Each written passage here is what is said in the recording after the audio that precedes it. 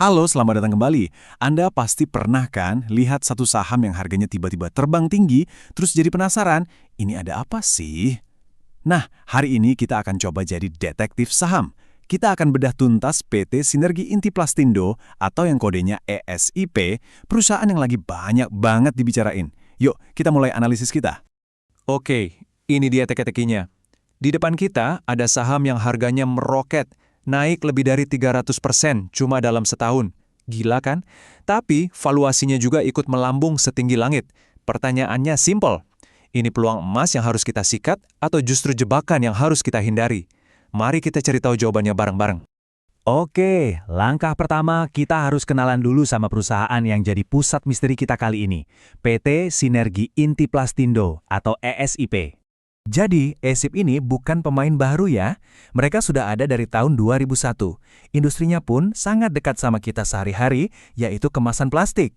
Nah, yang perlu Anda catat baik-baik adalah statusnya sebagai micro cap. Artinya apa? Ini perusahaan kecil. Potensi pertumbuhannya bisa besar banget, tapi risikonya juga tinggi, sahamnya gampang goyang.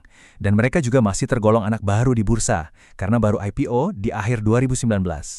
Dan ini dia angka ajaibnya. Kenaikan harga sahamnya itu lebih dari 322% dalam setahun terakhir. Spektakuler banget.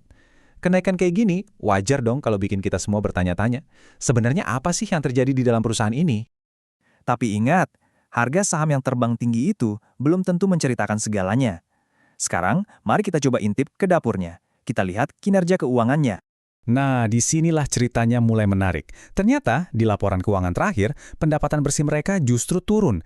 Tipis sih, sekitar 5%. Aneh kan? Gimana ceritanya harga saham bisa terbang 300% lebih, sementara penjualannya malah lagi lesu? Ini teka-teki pertama yang harus kita pecahkan. Eits, tapi jangan kaget dulu.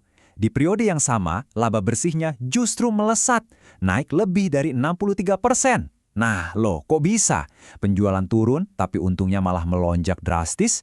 Gimana rumusnya ini? Yuk, kita bongkar misterinya. Ternyata rahasianya itu satu kata, efisiensi. Coba perhatikan baik-baik tabel ini. Mereka berhasil memangkas beban pokok penjualan sampai 7,24%. Angka ini lebih besar dari penurunan pendapatan mereka. Gampangnya gini, mereka jago banget menekan ongkos produksi. Hasilnya, tentu saja labanya jadi makin tebal, cerdas. Terus gimana caranya mereka bisa seefisien itu?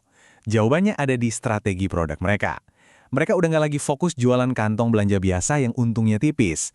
Sebaliknya, mereka beralih ke produk-produk yang marginnya lebih tebal, kayak cling wrap anti-embun buat supermarket, dan yang paling penting, security bag yang lagi laku keras di dunia e-commerce. Ini langkah yang sangat pintar. Jual lebih sedikit, tapi untungnya lebih banyak. Oke, dari laporan laba rugi kita pindah ke neraca keuangan. Mari kita lihat seberapa sehat sih sebenarnya perusahaan ini secara finansial. Salah satu strategi kunci yang dilakukan manajemen ESIP adalah bersih-bersih neraca. Mereka getol banget bayarin utang-utangnya. Buat kita sebagai investor, ini sinyal yang bagus banget, karena artinya fondasi perusahaannya jadi makin kokoh. Coba deh lihat angka ini. Rasio utang terhadap ekuitas atau DIR-nya cuma 4,4%. Ini luar biasa rendah untuk ukuran perusahaan manufaktur. Artinya, utang mereka kecil banget dibandingin modal sendiri. Jauh lebih sehat kalau kita bandingkan sama kompetitor utamanya. Intinya, risiko keuangannya sangat minimal. Dan ini yang bikin lebih kagum lagi. Rasio lancarnya di atas 10 kali. Artinya, kalau tiba-tiba semua utang jangka pendeknya harus dibayar besok, mereka punya kas atau aset setara kas 10 kali lipat lebih banyak untuk melunasinya. Ini kayak punya dana darurat yang super jumbo, kondisi keuangannya kuat banget. Jadi, apa artinya neraca yang kinclong begini buat Anda sebagai investor? Artinya, risiko perusahaan ini bangkrut itu kecil sekali. Plus, mereka jadi punya keleluasaan buat tumbuh di masa depan tanpa perlu pusing-pusing cari utangan baru yang berisiko. Nah, ini dia pertanyaan puncaknya. Dengan fundamental sekuat ini, apakah harga sahamnya sekarang ini wajar?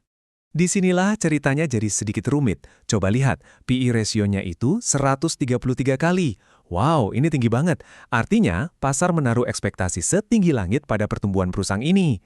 Tapi, kalau kita lihat dari sisi lain, yaitu Price to Book Ratio atau PBV, angkanya cuma 1,26 kali. Ini bisa dibilang wajar karena harganya nggak jauh beda dari nilai aset bersih perusahaan. Jadi, mahal atau murah? Nah, ini dia seninya. Tergantung kita mau lihat dari sudut pandang yang mana. Kalau kita aduk sama raksasa di industrinya, PBID, SIP ini ibarat speedboat melawan kapal tanker. SIP memang lebih kecil, marginnya juga belum setebal PBID. Tapi lihat deh, SIP ini jauh lebih lincah. Laba bersihnya tumbuh pesat, sementara si raksasa malah lagi melambat. Ingat, investor yang cerdas itu selalu menimbang dua sisi, potensi keuntungan dan juga risikonya. Jadi mari kita bedah keduanya.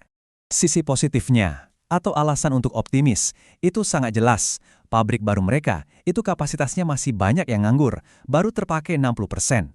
Ini ruang pertumbuhan yang besar, tanpa perlu investasi gede lagi. Mereka juga terus inovasi ke produk daur ulang yang marginnya tinggi, dan target dari manajemen pun nggak main-main. Laba mau dinaikkan 4-5 kali lipat. Ambisius. Tapi tentu ada sisi lainnya juga. Risikonya nyata dan harus kita waspadai. Harga bahan bakunya itu sangat tergantung sama harga minyak dunia yang naik turun. Lalu ada ancaman regulasi, misalnya cukai plastik. Dan jangan lupa, statusnya sebagai saham microcap bikin harganya bisa naik turun dengan liar. Ini jelas bukan buat investor yang gampang panik. Oke, jadi setelah kita membedah bisnisnya, keuangannya, peluang, dan juga risikonya, kita sampai di bagian akhir.